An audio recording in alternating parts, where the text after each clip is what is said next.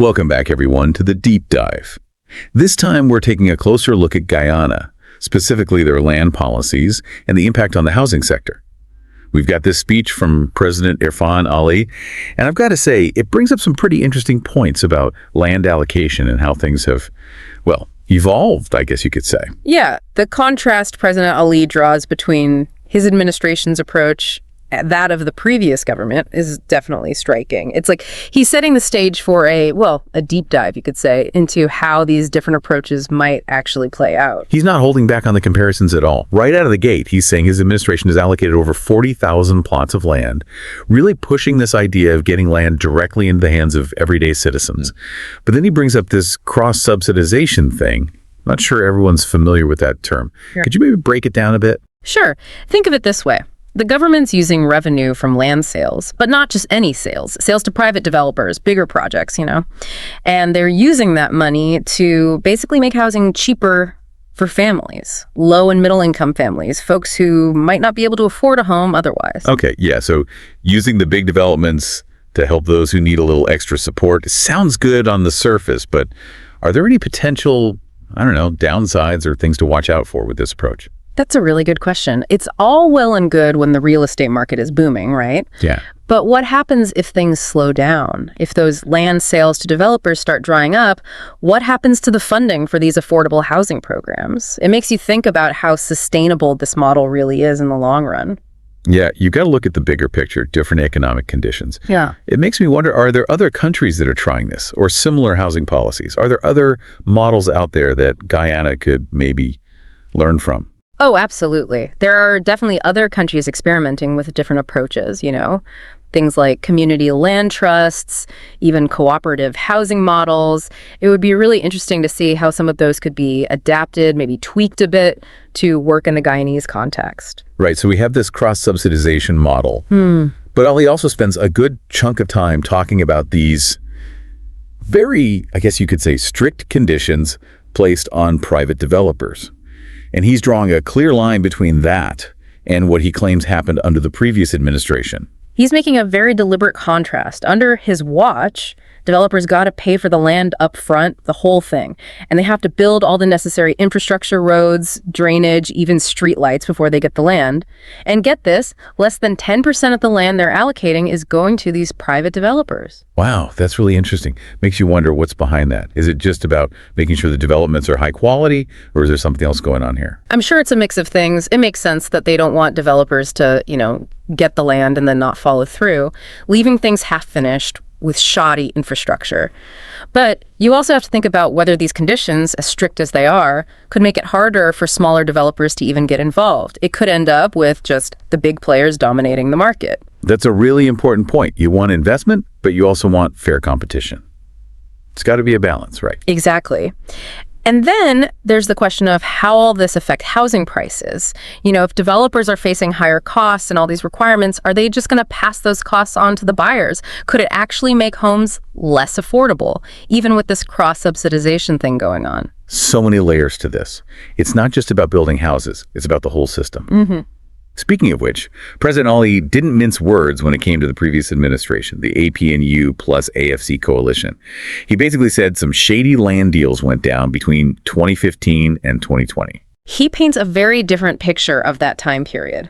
He's saying land was sold or leased without clear processes, sometimes for very little money. There are even instances where he claims ownership was transferred before the full payment was made. Yeah, and he even pointed to specific places, right? East Coast Demerara, East Bank Demerara, and Linden. Right, and specifically Plantation Peters Hall.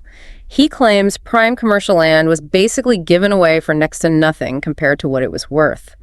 And in some agreements, they even left out a clause that usually prevents state land from being, sublet or transferred without permission. He kept using this word vesting. I think it's important to understand that. It sounds like a key part of his argument. Okay, so imagine you're buying a car, right? You can only put down a small amount, so you agree to pay the rest in installments. But then the seller, they just hand you the keys and say, here you go, enjoy your car. even though you haven't finished paying. That's kind of what Ollie is saying happened with some of these land deals. The ownership or the vesting was done before the buyers actually paid up. I get it now. So it's about risk, right? And whether the government was taking the right precautions to protect public assets like land. Exactly. If what he's saying is true, it makes you question whether the government was doing their due diligence, making sure they weren't getting ripped off in these deals. And then there's this whole issue of squatter settlements, which President Ali links back to the previous administration's land policies. He says his government inherited 16 new squatter settlements when they took office in 2020. Can you explain the connection between land allocation and these informal settlements? I mean, how does one lead to the other? Well, it often comes down to a lack of affordable housing or when people just don't have secure rights to the land they're on. It could be driven by poverty, people being forced off their land, or just not being able to navigate the, official channels for getting housing. Sometimes if the government isn't managing land properly, it just makes these problems worse. So if things aren't fair and transparent, or if there simply aren't enough affordable options, people end up having to occupy land illegally. And that's how you get these settlements. It's a symptom of bigger issues, right? Deep-rooted economic and social inequalities. Absolutely. And it's not just about the individuals and families living there. These settlements often lack basic services, water, sanitation, electricity. That can be a real danger to people's health and safety. Plus, they're more vulnerable to natural disasters, climate change impacts, all that. It's a complex problem that needs a complex solution, something that gets at the root causes. You can't just put a Band-Aid on it. Ollie also spends some time talking about the history of Guyana's housing sector. He talks about the huge housing deficit back in 1992, on top of the economic problems and high poverty at the time. He puts his administration's efforts in that historical context. He claims that previous PPP governments, his party, they made a lot of progress on these issues. Investment, regularizing those squatter settlements, subsidized housing programs. He says the number of houses increased significantly under their watch, and that it resulted in a lot of wealth being transferred to, the people benefiting from those programs. But he's pretty critical of what the previous administration did, right? He said they got rid of the Ministry of Housing altogether. That's a pretty big move. It depends on how you interpret it. Ali says it shows they weren't committed to dealing with the housing problem. He contrasts that with his decision to bring the ministry back, showing that his government sees housing as a top priority. So there are definitely different perspectives on how effective different approaches have been, who deserves credit, all of that. But at the end of the day, it's about people's lives, right? Their ability to have a decent, affordable place to live. Couldn't agree more. I think the most important thing is to look beyond the politics, the speeches, and focus on the actual results. How many homes were actually built? Did homeownership rates go up? Did poverty actually decrease? Those are the questions that matter. You're right. We need the data. But it's not just about the numbers either. We need to look at the details, the nuances. Even if more housing units were built, were they the right kind of units? Were they built in the right places? Did they actually improve people's lives and make them feel secure in their homes? Exactly. Those are the questions we need to be asking. And while we're at it, we also need to consider the wider impact of these policies. Were they environmentally sustainable? Did they respect the rights and cultures of indigenous communities? It's about the big picture. Right, and that brings us to something really interesting that President Ali talks about at the end of his speech, the Homestead Program for single mothers. Yes. This program seems to really capture a lot of the ideas he's been talking about. Affordable housing specifically for single mothers, acknowledging the unique challenges they often face. And then there's this idea of building in income-generating activities right into the development itself, helping them become more financially independent and break out of poverty. He mentioned they're building 500 of these affordable homes in Yarrow Cabra, specifically for single mothers from regions 4 and 10. And he highlighted how affordable the land is for these women, which is a huge deal if you're trying to buy a home. What's really cool is this shared house they're building as part of the development. It's designed to generate income for the residents, maybe a co-working space, childcare services, even producing and selling local goods. Lots of possibilities. That's such a creative way to approach it, tackling multiple problems at once. But like any program, I'm sure there are challenges, right? Things they'll need to watch out for. Yeah, of course. Scaling it up to reach more people, that'll be tough. Making sure it's financially sustainable in the long term. And also, it's important to make sure it doesn't end up displacing existing residents or causing gentrification in the surrounding communities. All good points. No program is perfect from the start. It takes constant evaluation, making adjustments along the way to make sure it's truly having the intended impact. Absolutely. You know, stepping back for a second, Ali's speech really presents this image of Guyana's housing sector as a place that's constantly changing, evolving. He talks about the progress made under previous PPP governments and compares that to the approach of the APNU plus AFC. It's interesting, but how do we really assess these different narratives, these claims? How do we know what's really going on? That's the million-dollar question, right? When you need to dig into the data, look at independent reports, and maybe most importantly, actually talk to people in Guyana who have lived through these different periods, hear their stories about how these policies have impacted their lives. Exactly. We need to go beyond the political speeches and look at the real impact on the ground. How many homes were built? Did homeownership rates change? Did people's lives actually get better? Right. We need evidence, not just words. And even when we look at the numbers, we need to dig deeper. Did the new homes actually reach the people who needed them most? Did they improve living conditions? Did families feel secure and stable in their new homes? Those are the details that matter. And let's not forget about the bigger picture either. Were these policies environmentally sustainable? Did they respect indigenous communities? It's all connected. It's a good reminder that we can't just focus on the social and economic side of things. The environmental impact is just as important. Ali mentioned expanding housing into the hinterland, and that raises a whole set of new challenges. How do you balance development with protecting Guyana's incredible biodiversity and fragile ecosystems? That's a big question, a crucial one. It means making sure environmental protections are built into every land use plan, every development project. So what would that actually look like in practice? What kind of protections are we talking about? Well, it could mean things like minimizing deforestation, protecting water sources, and ensuring proper waste management. And it's really important to consult with indigenous communities, learn from their traditional knowledge about how to manage the land sustainably. It sounds like it takes a multi-pronged approach. You need everyone working together, the government, civil society, the private sector, to make sure development happens in a way that benefits everyone now and in the future. That's it. It's a complex challenge for sure, but it's one that Guyana has to face head on. They're trying to find a path towards sustainable and equitable development, and how they manage their land is a huge part of that. It's a reminder that there's no one-size-fits-all solution. What works in one place might not work somewhere else. You have to consider the context, the local knowledge, and most importantly, listen to the people who are most affected by these decisions, understand their experiences. I couldn't agree more.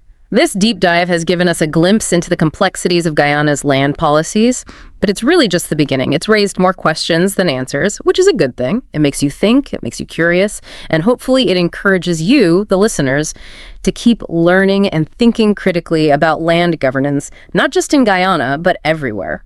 Because ultimately, land is much more than just a piece of property. It's where we build our homes, our communities, our lives. Understanding its importance and making sure it's managed responsibly is something we should all care about. Well said.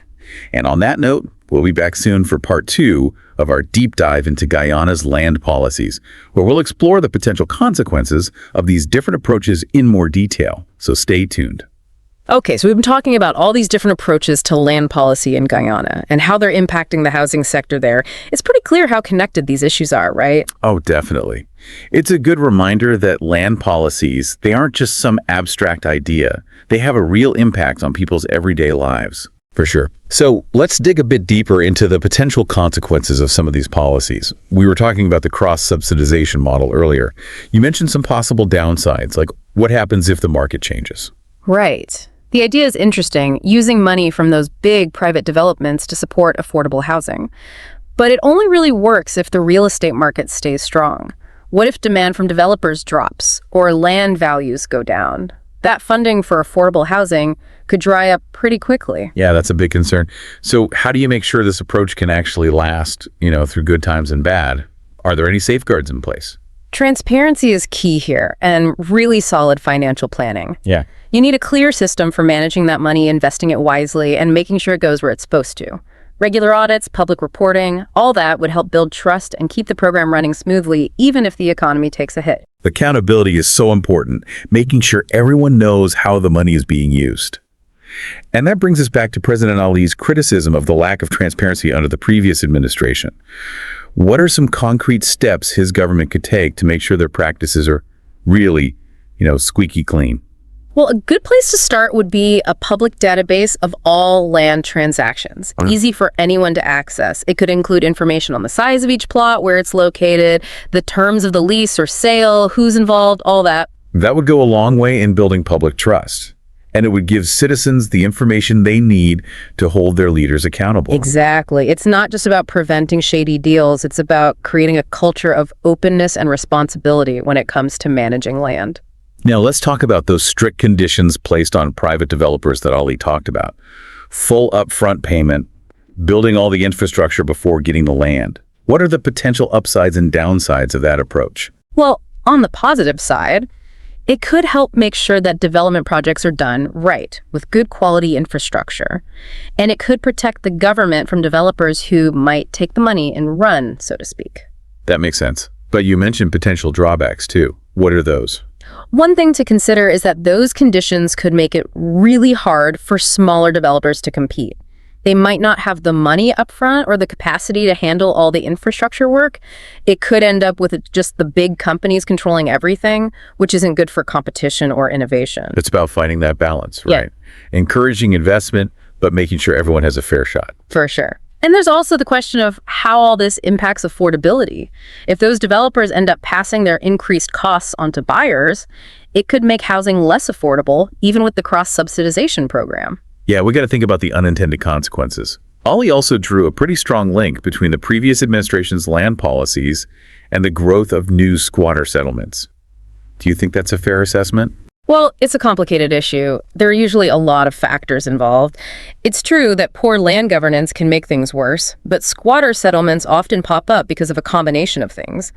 Poverty, lack of affordable housing, difficulty accessing the formal land market. So it's not always a simple cause and effect relationship. Exactly. Sometimes people just don't have any other options. They might be fleeing from conflict, escaping a natural disaster, or just facing really tough economic times. It's about understanding the root causes, the systemic factors that are driving people to these informal settlements. It's not enough to just blame previous governments. You need a comprehensive plan, one that tackles the problem from multiple angles. Affordable housing, social safety nets, economic opportunities for those who need it most. Absolutely. And it's important to remember that people living in these settlements aren't just helpless victims. They're incredibly resilient, resourceful people. They build their communities, they advocate for their rights. Right, they're not just statistics. They're real people with real lives, hopes, and dreams. Speaking of solutions, Ali talked about the Homestead program as an example of his administration's commitment to helping single mothers through affordable housing and opportunities to earn a living. What are your initial thoughts on this program? It's definitely an innovative idea, trying to address multiple challenges at once, recognizing that single mothers face unique barriers, and then trying to provide not just housing, but also ways for them to become more financially independent. It's a promising concept. The shared house for income supplementation is a really interesting idea. Do you have any thoughts on how that might actually work in practice? There are a lot of possibilities. It could be a shared workspace for people running small businesses, a place to provide childcare for the community, or even a center for producing and selling local goods. It really depends on the needs and skills of the residents. It sounds like there's a lot of room for creativity and community collaboration. But like with anything, there are potential challenges too, right? Oh, for sure. Scaling up the program to reach more people is always a challenge. Then there's the question of making sure it's financially sustainable over the long term. And it's really important to make sure that the program doesn't end up hurting existing communities, like by causing gentrification or displacement. Those are all important points. You can't just set it and forget it. You need to keep evaluating, making adjustments to make sure it's actually working the way it's supposed to. Absolutely. You know, taking a step back, Ali really painted a picture of Guyana's housing sector as a dynamic space, one that's constantly changing and evolving. He compared the progress made under previous PPP administrations with what happened under the APNU plus AFC. It's a compelling narrative, but how do we assess these competing claims objectively? How do we cut through the political rhetoric and figure out what's really going on? It's a tough question. We need to look beyond just the words. We need to see the data, read independent reports, and probably most importantly, hear from the people who have actually experienced these different policies firsthand. You got it. We need to focus on real outcomes, not just political promises. How many affordable homes were built? What happened to home ownership rates? Did people's economic well-being improve? Right, the numbers are important, but we also need to look at the details behind those numbers. Were the new homes accessible to those who needed them most? Did they actually improve living conditions? Did they give families a sense of stability and ownership? Those are the questions that matter most. And while we're at it, let's not forget about the wider impacts of these policies. Were they environmentally sustainable? Did they respect the rights and cultures of indigenous communities? It's all connected. We've been focusing a lot on the social and economic side of things, but the environmental dimension is just as crucial. How does Guyana balance its need for economic growth with protecting its incredibly diverse ecosystems and natural resources? Especially with Ali talking about expanding housing into the hinterland, that seems like a major challenge. It's a huge issue. It means making sure that every land use plan, every development project has strong environmental safeguards built in. So what would those safeguards look like in practice? What are some specific measures that could help protect the environment? Well, for example, it could involve minimizing deforestation, safeguarding important watersheds, and ensuring that waste is managed responsibly. It's also crucial to consult with indigenous communities, learn from their traditional knowledge about sustainable land management practices. Their insights are invaluable. It sounds like a multi-pronged approach is essential here.